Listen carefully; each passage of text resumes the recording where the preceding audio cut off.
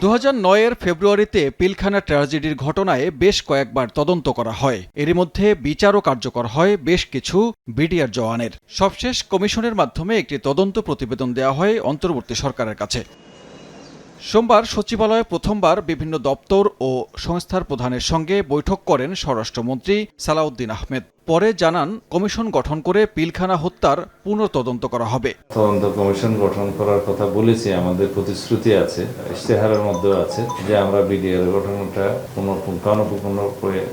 পুনঃতদন্ত অথবা একটা কমিশন গঠন করে কমিশনের রিপোর্ট অনুসারে কাজ করব।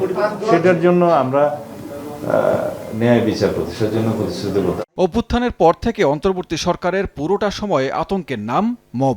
দাবি আদায়ের নামে রাস্তা আটকে দেয়া যেন নিয়মে পরিণত হয়। তবে স্বরাষ্ট্রমন্ত্রীর সোজা কথা, দাবি আদায়ের নামে রাস্তা আটকে আর মব তৈরি করতে দেয়া হবে না। আমরা রিয়েক্ট করব খুব কঠোরভাবে।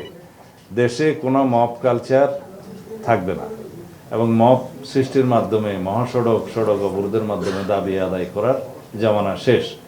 বৈধ পন্থায় স্মারকলিপি দেবে, মিছিল করবে, সমাবেশ করবে, আদালতে যাবে। 5 আগস্টের পর হয়রানিমূলক মামলার বিষয়ে খতিয়ে দেখা হবে জানিয়ে স্বরাষ্ট্রমন্ত্রী বলেন, পুলিশের কাজে বাধা দিলে নেওয়া হবে ব্যবস্থা। ক্ষমতার অপব্যবহার করলে ছাড় পাবে না পুলিশও।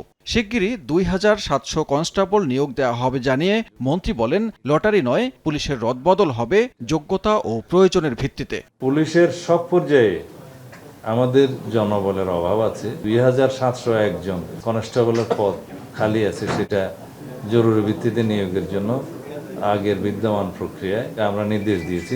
শেখ হাসিনার আমলে লাইসেন্স দেয়া অস্ত্রের রিভিউ, পাসপোর্ট অফিসের ভোগান্তি কমাতে উদ্যোগ নেয়ার কথা জানান স্বরাষ্ট্রমন্ত্রী। তারা লাইসেন্স পাওয়ার উপযুক্ত কিনা আইন অনুসারে সেগুলো সবই যাচাই বাছাই করা হবে। সানবীর রুপল, সময় সংবাদ, ঢাকা।